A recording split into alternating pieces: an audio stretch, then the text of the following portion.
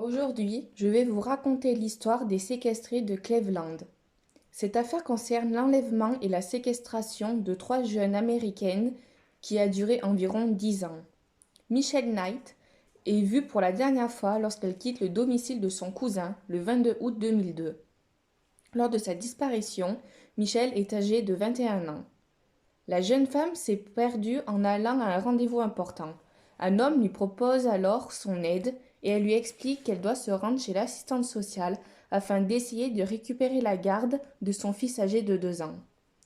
L'homme lui dit alors qu'il souhaite offrir un chiot à son fils et la femme accepte de le suivre. L'homme l'emmène alors chez lui. Le cauchemar commence. L'homme l'agresse puis la ligote dans sa cave. Michel, tétanisé, le supplie de ne pas faire ça et son ravisseur lui répond: Je ne peux pas te ramener. Puis lui jette de l'argent. Il pensait que Michel était une prostituée de 13 ans et quand il a appris son âge, il est devenu furieux. Après quelques jours, les autorités et la famille de la jeune femme n'étaient pas très inquiets car ils pensaient qu'elle était partie d'elle-même suite à la perte de la garde de son fils. Amanda Berry disparaît le 21 avril 2003 à l'âge de 16 ans. Elle sortait de son travail. Le même homme qui a enlevé Michelle Knight s'arrêta près de la jeune fille et lui proposa de la raccompagner. Amanda accepta car elle connaissait bien sa fille et pensait donc pouvoir lui faire confiance.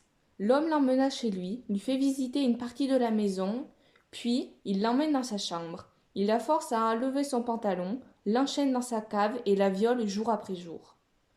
Georgina Lynn DeRessus est portée disparue à l'âge de 14 ans. Elle est aperçue pour la dernière fois près d'un téléphone public à environ 15 heures, le 2 avril 2004. Georgina rentrait de l'école quand un homme lui demanda où se trouvait l'une de ses filles.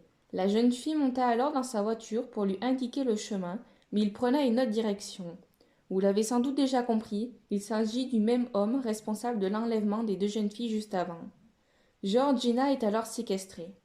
Une semaine après sa disparition, la police établit un portrait robot d'un homme d'origine hispanique, âgé entre 25 et 35 ans, mesurant 1,78 m, pesant entre 75 et 82 kg, avec les yeux verts et une fine barbe. Le suspect aurait été aperçu en possession d'une voiture bleue et blanche proche de l'école des Georgina. Les trois jeunes filles vécurent des années de cauchemars, des successions de violences terrifiantes et des traitements inhumains. Dès le premier jour, Michel a été attaché à un poteau, avec un casque de moto sur la tête, une chaîne fixée autour de son cou, ce qui l'obligeait à se tenir debout.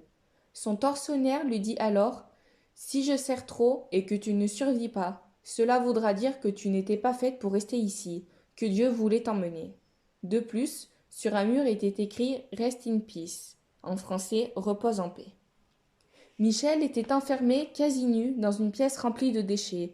Les fenêtres sont obstruées par des planches afin qu'elle ne puisse pas s'enfuir et que aucun voisin ne puisse voir qui se trouve ou que se trouve dans cette pièce.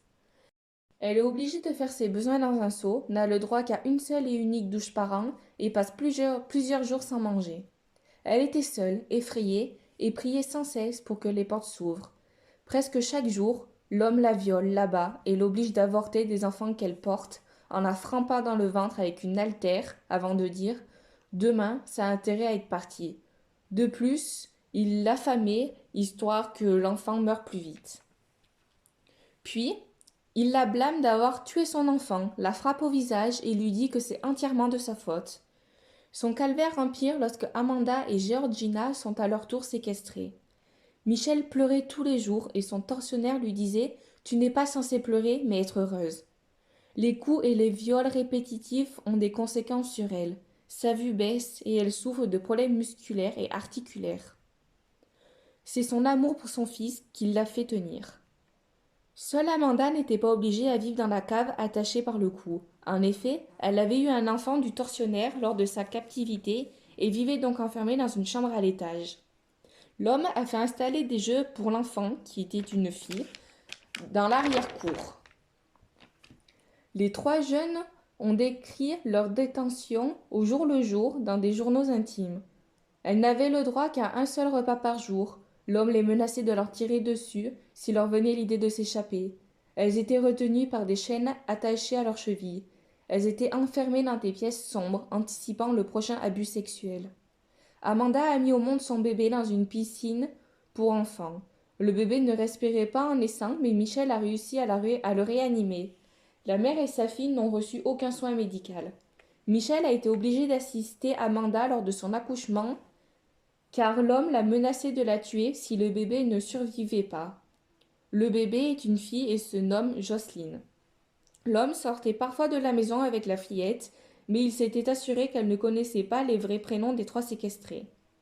Les 3 filles ont essayé de s'enfuir plusieurs fois, mais l'homme les a rattrapées à chaque fois avant de sévèrement les battre. Cependant, le 6 mai 2013, il a oublié de fermer le cadenas de la chambre d'Amanda. Elle crut que c'était un test, mais décida de prendre le risque de s'enfuir. Elle se trouva bloquée devant la porte d'entrée, que l'homme avait bien sûr verrouillée. Elle se mit alors à crier. À cet instant, un voisin l'attendit et vint l'aider à enfoncer le bas de la porte pour qu'elle puisse s'enfuir. Quand il vit son visage, il reconnut alors Amanda, qui était portée disparue depuis 10 ans. La jeune femme, désormais âgée de 27 ans, appela la police. Dès leur arrivée, les agents de police ont fini de défoncer la porte afin d'aller inspecter la maison. Michel se trouvait en haut des escaliers. Elle s'est précipitée dans les bras d'un agent de police en pleurant et en disant « Vous m'avez sauvé, vous m'avez sauvé ». La police lui demande s'il y avait quelqu'un d'autre, et c'est alors que Georgina est sortie de sa chambre. Le cauchemar prend alors donc fin. Pour rappel, Michel avait 21 ans lorsqu'elle a disparu. La police l'a retrouvée à 22 ans. Georgina en avait 14 le jour de sa disparition. Elle a été retrouvée à 23 ans. Amanda avait 16 ans et a été retrouvée l'année de ses 27 ans. Plus tard, Michel révèle être tombée enceinte au moins 5 fois durant ses presque 12 ans de captivité. Le tortionnaire est alors arrêté. Ariel Castro, 52 ans, chauffeur de bus au chômage.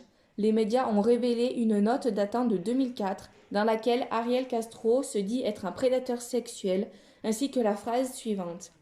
Elles sont ici contre leur volonté parce qu'elles ont commis l'erreur de monter dans la voiture d'un total étranger. Je ne sais pas pourquoi j'en cherche une autre, j'en ai déjà 2. De plus, il exprime sa volonté de se suicider et de donner toutes ses économies à ses 3 victimes. Le 9 mai 2013, les autorités annoncent l'inculpation de Ariel Castro dans l'enlèvement et la séquestration des 3 femmes. Le 1er août, il est condamné à la prison à perpétuité, assorti d'une peine de 1000 années de prison. Il a plaidé coupable pour les 937 chefs d'accusation à son égard afin d'éviter la peine de mort. Le 7 août, la maison où les 3 femmes ont été séquestrées, surnommée la maison de l'horreur par les Américains, a été rasée et complètement détruite. À chaque coup de la pelleteuse, la petite foule présente acclamait. Michel était également présente. Ariel Castro meurt le 3 septembre 2013 dans sa cellule. Il a été retrouvé pendu à un drap, un mois après le début de sa peine à perpétuité. Il s'est alors suicidé à 53 ans.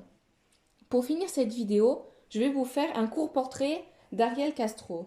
Ancien chauffeur de bus, il a été licencié en novembre 2012 pour faute professionnelle. En 1996, son épouse décide de quitter le domicile familial avec leurs 4 enfants afin de fuir les violences conjugales. Elle a eu 2 fois le nez brisé, des côtes cassées, les épaules luxées, et Castro l'a plusieurs fois menacé de mort. Il avait été arrêté pour ces faits, mais n'avait pas été inculpé. En 2005, elle porte de nouveaux plaintes contre lui, car il a souvent enlevé leurs 2 filles. Le juge n'a rien fait suite à cela. C'est horrible car il n'a jamais été puni d'avoir tabassé sa femme à plusieurs reprises. Il a enlevé leurs filles, donc ça en disait déjà long sur lui. Et puis, il a enlevé leurs filles, pas leurs fils. Rien que ça aurait dû mettre la puce à l'oreille des enquêteurs et de la police, mais rien du tout. De plus, s'il avait été inculpé pour violence conjugale, il n'aurait sans doute pas pu enlever les 3 jeunes filles car il aurait été en prison. Et si le juge avait tenu compte de la plainte de sa femme en 2005 pour enlèvement, les 3 filles auraient pu être trouvées et sauvées à ce moment-là. Donc pour moi, la justice a sa part de responsabilité dans cette affaire d'enlèvement et de séquestration. C'est vraiment désolant de voir que dans les années 2000, et même encore aujourd'hui malheureusement, la police ne fait rien quand une femme se fait frapper, quand une femme se fait violenter par son mari, ou même lorsqu'un homme se fait violenter et frappé par sa femme. C'est exactement pareil. La police ne fait rien, ne prend pas ça au sérieux. jusqu'à qu'il arrive un drame. Donc là, le drame en question, c'était la décennie d'enlèvement et de séquestration de ces trois jeunes filles. Elles ont perdu 10 années de leur vie à cause d'un homme qui était un prédateur sexuel et qui avait sans doute d'autres problèmes plus profonds. Mais voilà, donc pour moi, la justice a vraiment une part de responsabilité. Là, aujourd'hui, les trois femmes sont encore vivantes. Elles continuent leur vie malgré tout. Et elles se considèrent pas comme victimes, mais elles se considèrent comme des guerrières, comme des combattantes. Et franchement, leur histoire, elle est, malgré toutes ces horreurs, leur histoire, elle est très belle. Elles ont eu une belle fin. Et j'espère vraiment qu'elles vont être heureuses, qu'elles vont réussir à passer à autre chose, mais si elles vont jamais y oublier. Et voilà. J'espère que cette vidéo vous aura plu. N'hésitez pas à me laisser des commentaires. Et je vous dis du coup à la prochaine.